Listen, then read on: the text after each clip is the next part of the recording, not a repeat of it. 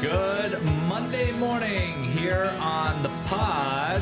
Thanks to you if you're watching live. Thanks to all of you for catching this on replay. James, sometimes it's on in the afternoon. Sure.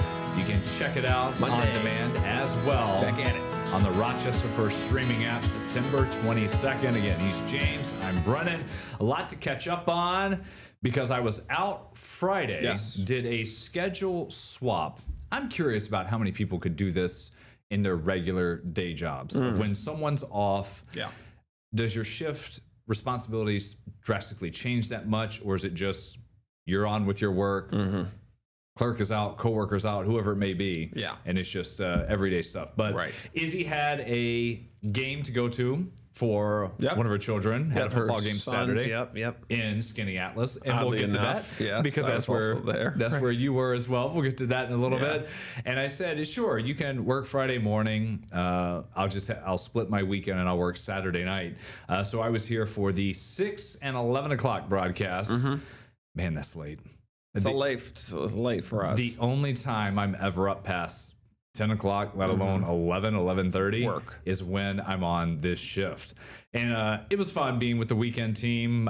Easy weekend too going on. Watched a lot of college football when I was just sitting here, caught up on emails. But man, that's late. Got home at midnight. And then yesterday I was out with all the beautiful people at Mary Cariola's Walking on Sunshine event, which was awesome. They do this every year. Their biggest fundraiser, raised something like $200,000 alone on Sunday. And they've never had rain in 17 years. Wild. On that day. They always have it in September. They've had it different places. And I was thinking a couple of weeks ago, because it hadn't rained until last night, this morning, in about 15 days. I was like, watch it pour. And I even said that during my speech when I got up in front of them to share. I was like, I just knew it was going to be rough, but held on for that day. So that was a lot of fun. Let's, before I get to my story from catching a fish this weekend, you mentioned Skinny Atlas. Yes. What was going on? Beautiful. Yeah. So we went to a wedding there. We've got family, friends that got married, Katie and Dylan. Congratulations to them. And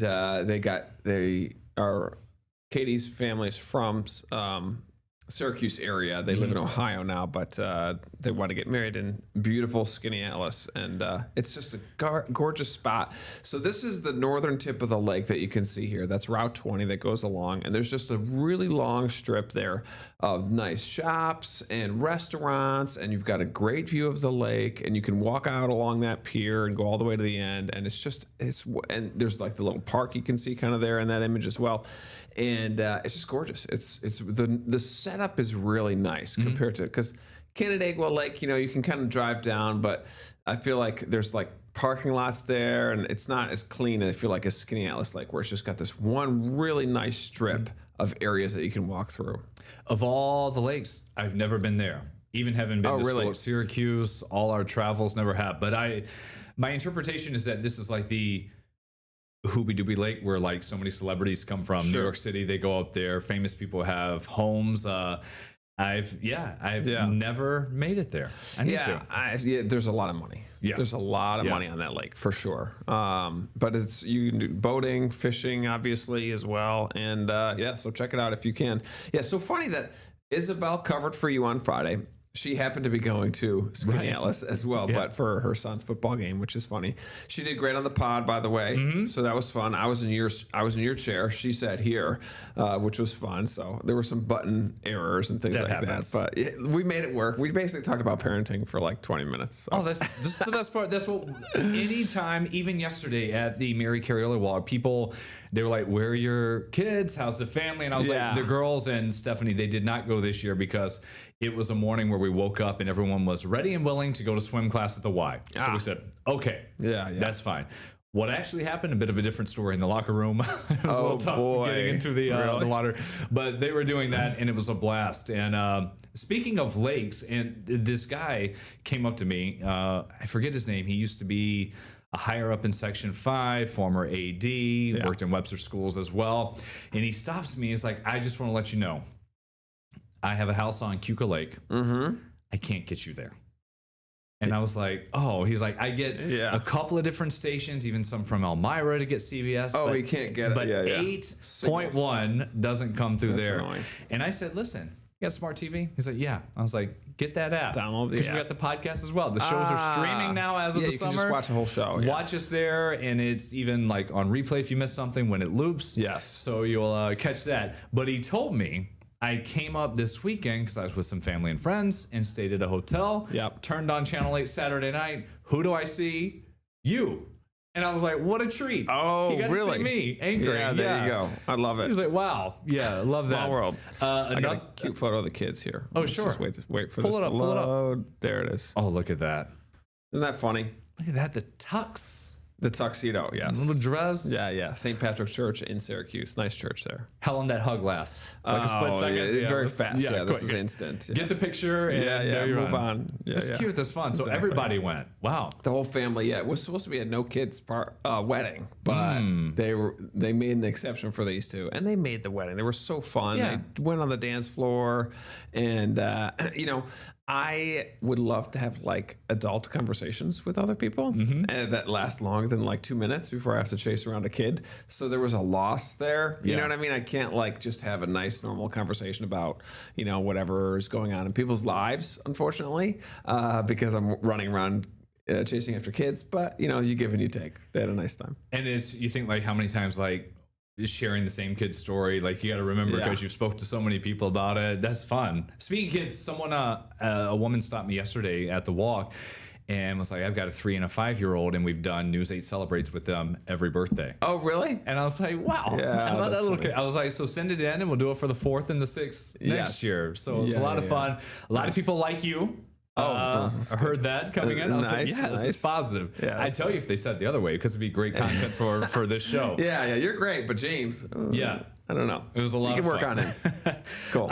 Again, so working Saturday, I got to work with Leanne and Caleb.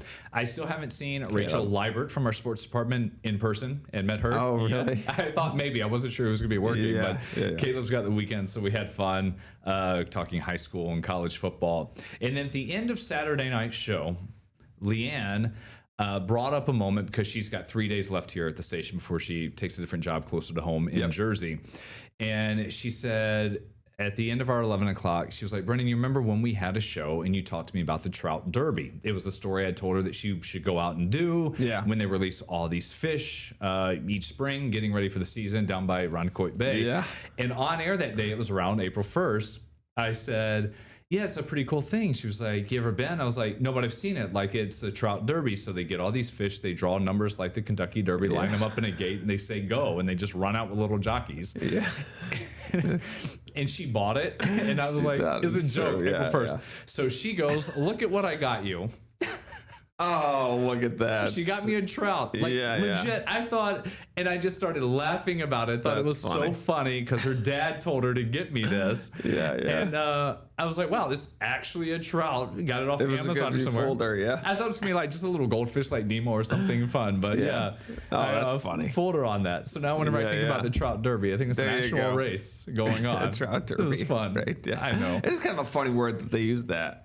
It is. It is. And it's just where they release them for the season and then everyone goes out and they fish. But that's funny. I felt bad joking with her on air because she bought into it. That I mean, she's not from here. She hadn't seen it. Yeah, so maybe it was true. Yeah, I was like, go down and stranger see it. things have happened. Yeah, I was like, people, they get all decked out in their big hats and everything like any horse race, like a Saratoga. And they watch the fish go right down the stream. Gosh. It was fun. That was fun. Nice. What's not fun, my Bills or my Saints taking on the Bills Sunday. That's right. Bills Saints coming up on Sunday. Big Saints are spread. terrible. Yeah, it's like Saints got squashed over the weekend. Crushed 31, I think, against the Seahawks. The Saints are terrible. They're going to hopefully have the first pick in the first round next year. That's what I'm hoping for. So I saw some of that game. And because the way the schedule works out, and it's a little different now that the league has 17 games, but it's about if a team's not good and you're not going to play them as like the first or second team in your division like the Bills are each year, it can be like 7 years till they come back to your place. And that's what happened. So it's been 7 years or so since the Saints played in Orchard Park. I knew when the schedule came out, they'd be coming up this Sunday, 1 o'clock. And I've been keeping my eye on some tickets, but with the Bills rolling, It is tough. I want to show you. Any good team. I've been keeping an eye on tickets, and some bills getting in the door prices have been like 130 to 200 so far this season. Okay. So I go in, and I've been checking this often. So 2 tickets. This is just StubHub. They're all the same. It's the same ticket that show up. Always drop below 300. That's the first time I've seen that since late last week. $298. This is the cheapest. $298. That's all the fees. So whenever, let's say, I wanted to go. That seat is so bad. I don't look at it. That is just terrible. It's not last row. I mean, it's I mean, I've sat up in those rows. It's not very fun. I know. This stuff was like 20 rows from the top. You're so far up. So you're so far $298 each. Lowest price, they say. You can get it. $300. I know. So you're dropping $600 to sit in the nosebleeds. $597. Price is locked if I wanted to get them. To get that. That's insane. It's a lot whenever you just think of everything, the prices that go into it. So if I want to take more people, I mean, that's a $1,500 day. You add in food and drinks. That's exactly. A lot. Driving there, driving back, parking, it's an extra $20, whatever. To see your team get blown out by 3 touchdowns, maybe. I mean, even if it was close. Yeah, exactly. It's not even going to be a competitive game. I was like, listen, the game's on 8, 1 o'clock. Steve Rattler fan? I know. They're bad. They're bad. Yeah. I was thinking about why, and this is the last 1 p.m. game for a while for the Bills. A lot of night games coming up. It'll be nice. After that, they're in the middle of a homestand, so I think that's when the Patriots game is on Sunday night. Then they start bouncing back and forth before early November. They get the Chiefs at home. That'll be a big game. Yep. The Bengals later in the season, and then after Christmas, it's the Eagles when they come here. So it'll be a lot of fun. Nice. Yeah, and I think it is the last season for that stadium. Right. So I think there's kind of that aspect to it. Like if you do go to a game, it might be your last in the stadium. So I think there's also maybe a price increase because of that as well. Yeah. You know? I know. It's just man, I'm just like, I've got one day. 840 left if I want. I don't think I can. That's tough. You're not going to do it. That's tough. Do you think, I mean, your girls are probably still too young to go to a game. I feel like 10 is kind of in my head, if I was going to take Mason to a game, I think I probably wanted to be like 10 or 11. They get very into it on TV and cheering. They'll sit and watch like a good portion. I feel like Brooklyn, we could probably do it and have fun and go. But I mean, that's so 3 hours for the game itself. You got to think 2 or 3 hours beforehand, then 2 or 3 hours afterward getting out and coming home. That's a long day, but go check it out. 1 o'clock on coming up this weekend. We haven't talked weather in a bit here on the pod. Yeah, you want to throw some weather up? How about this? Rain on the radar. Rain on the radar. When I got it this morning, we still had windows open yesterday. Even after the heat, I wasn't going to do it. So I'm doing my test with RG&E to see what my bill's going to be after windows up for weeks.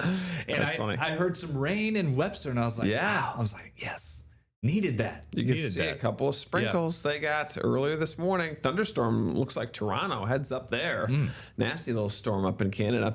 But really, I think it's a lot of Finger Lakes. You see some showers there working to Mendon. Looks like a little bit of rain. And then just more kind of scattered showers and thunderstorms near Erie, PA. I think that's going to be the next spot where we probably see a little bit of rain here. Let's see if I can do like a zoom in on this spot. Look at this. Got the fancy, tools. Right? There you go. Yeah. So there's the rain. Northern Livingston County along Route 20, probably Bloomfield area. That's going to push its way up north. Probably Rush, getting a couple light sprinkles right now. West side, you look dry. But I do expect to see, probably afternoon showers and thunderstorms. And then overnight storms. We'll be busy tomorrow morning on the morning show as we have kind of a big slosh of rain pushing through. That'll be good. We're still in a moderate drought, so this probably won't fix the issue, but it will definitely help as we kind of get sheets of rain going into tomorrow morning. We'll have more about the second half of the week. Some more of our conversation coming your way this morning on the pod. Glad to have you with us. Second Cup of Sunrise.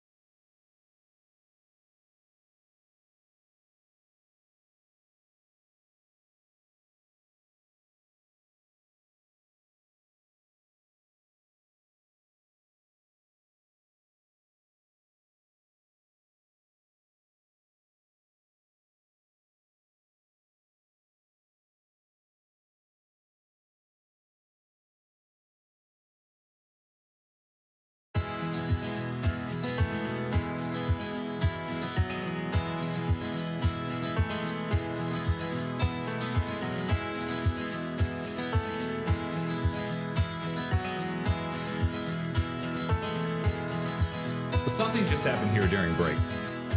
And I want to ask you about, when you get phone calls, which ones like you have to answer or what's going on. So during our 2-minute pause here on the pod, phone started vibrating, looked down, it was Stephanie. And I'm just like, have to take it. That's one where I'm like, she knows 100%. Certain times when we're on air. She knows like during CBS mornings, every half hour when we got something. Right. And I answered it, and she was on speaker. I was like, "Hi, on the pod. What's going on?" And she was like, "Oh, I forget. This is when you used to be on your break." Right. And I was like, phew. And then I asked like 3 times, "Everything okay?" Yeah. Just making sure, because you never know. Something's wrong. I've got to go to school to pick someone up. Got to immediately assume. God forbid there's been some accident or something. Right. And she then texted me. She was like, "Nope, she's just calling." She said, "Sorry," with the sweating emoji. "When do I get to be a guest host on the pod?" Bring her in. Bring her in. That's a great idea. Yeah, that sounds good. I'll tell her right now. Like, where are you? What is going on? That's funny. Yeah. Yeah. So my phone is. So Lauren has her own ringtone. So I know it. I know when it's her. I like that. She has her own. So I know because your watch lets you know. I don't have. I got a dumb watch, so I have my phone separation on volume up when I'm at home, and so she has her own text message as well. So I know when she texts me versus when other people text me. So it's a rush to the phone if it's the wife with the caller text, and also during the show when I have my phone on silent and it's in like work mode, so I don't get any notifications. She is the only exception.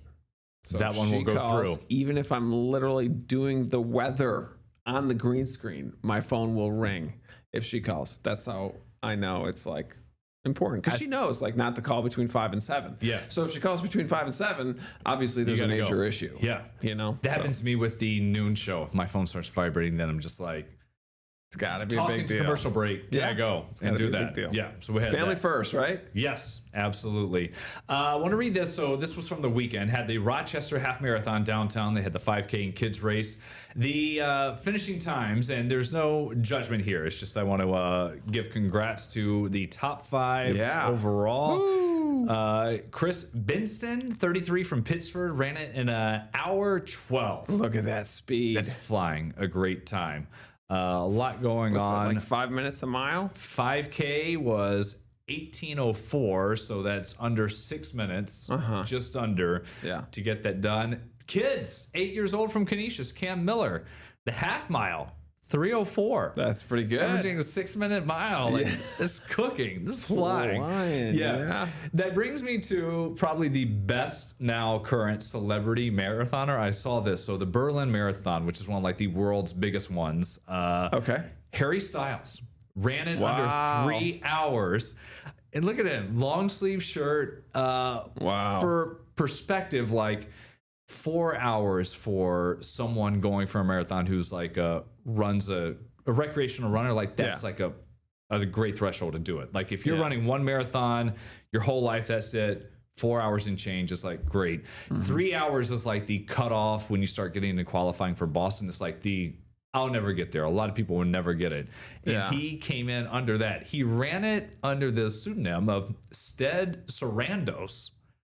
Headband and sunglasses. He did 2 hours, 59 minutes, and 13 seconds. Good for him. Yes. That's incredible. This is awesome. He's got all that time and just Harry Styles. Yeah, so he had to go to a pseudonym because you don't want that kind of hype. You're just trying to if you're that good, he probably is like, I'm a runner. He's not a singer. He's a runner. He wants to be known as a runner. Compete like everyone else. And wow, awesome for him. That's great. Man, that is incredible. It was his second marathon, I think. I remember reading, and I think the first one he was like 3:30 or so. So he shaved like half an hour off. Man, I mean, how much do you have to train every day?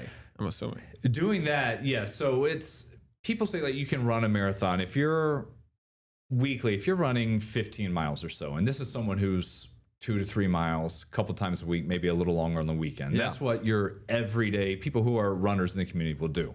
And you got to get up to like 30 miles, 40 miles a week. You can complete a marathon if you're looking to finish it. He's probably up to 70, 80 miles a week. That's a lot of running. Oh, man. It's 5 days.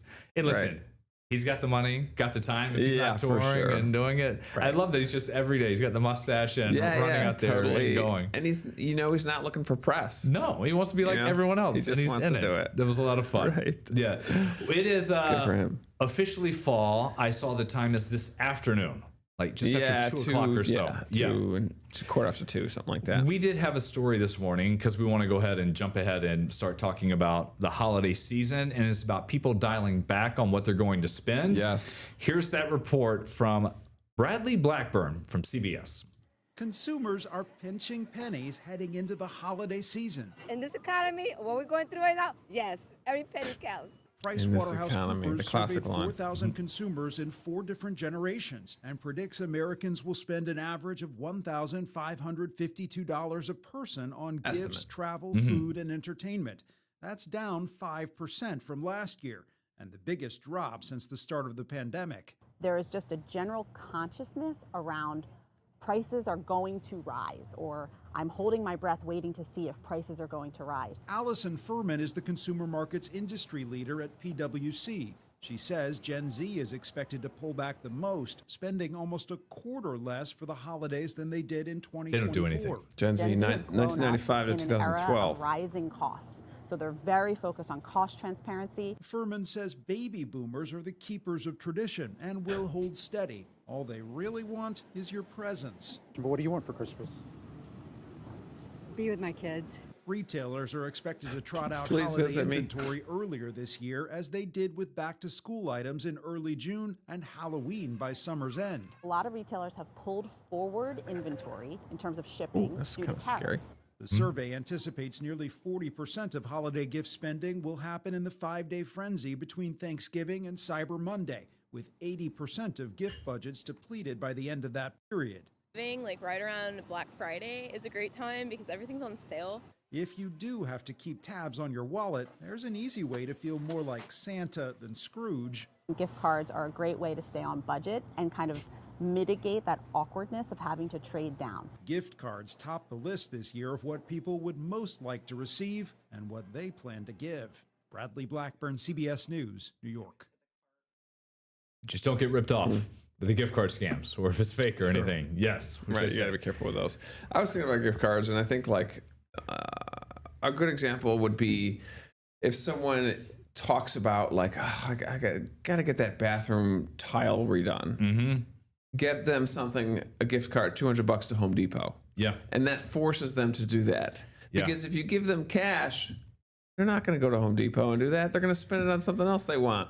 Or is someone where they're like, God, I just want to clean my car out and like get it like detailed or something. Yeah. And then it's like, go get the 115, 120, whatever at Delta Sonic and just say, go get the snow, go get the ice from last year cleaned out. Something useful.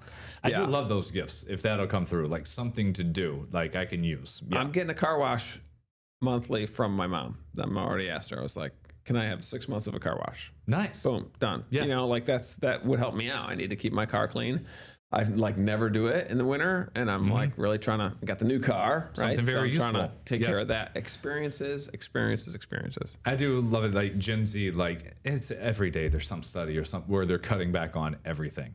And we even asked some of the younger people in this newsroom, like, "What are you guys doing?" And they literally just say, "Well, it's like just hang out or just stay home." Yeah. And by hang out, it's like they're just sitting outside with friends, or they're driving around or on their phone. Yeah, loitering. Yeah, that's true. That's true. And not getting the any fines for doing that. For so were you the onk this weekend? For everybody here? As in like clearly the old elder statesman? I mean, no offense to the people that we work with, but you know, Leanne's in her early 20s. I was the Some oldest. of our producers are in their 20s. I was the oldest person in the building. Yeah. Alan, who's directing, he's younger. Is he in his 20s? Alan's late 20s. Late 20s, yeah. Well, I would have been the oldest. Yeah. Leah Mallory, our new reporter, she's young. Yeah. Bridget, our producer, I'm older. Yeah. Everyone. For sure. By a lot. Old man. By a lot. That's true. I'm trying to think for Sunrise. I'm older than you. Not by much. Older than Michaela. Yeah. Michaela's, I feel like in our generation, though. She's close to us. Yeah. For contributing on air, I am the oldest in the building. Andy's the youngest for sure. Well, you got our producer. Lise. Yes. Oh, Yeah, yeah. Like Bob. the On air the newsroom side. In production, yes, there are some who have been here for a long time and they've seen it all and kept it on Lisa air. has worked here for 40 years. Longer than us. Yeah, longer than we've been alive. Bob's 30-ish here. Bob's up there, 25-ish, I think. Yeah. Man, Yeah. and they've seen it all and done They it all. have really seen it all, and they've got some great stories. We got to get them on the file. We should. We're going to get guests. My wife, too, apparently. Look at Come guest Stephanie. host. That does it for us here on this Monday morning. We'll see you on air for News 8 at noon. Bye, everybody.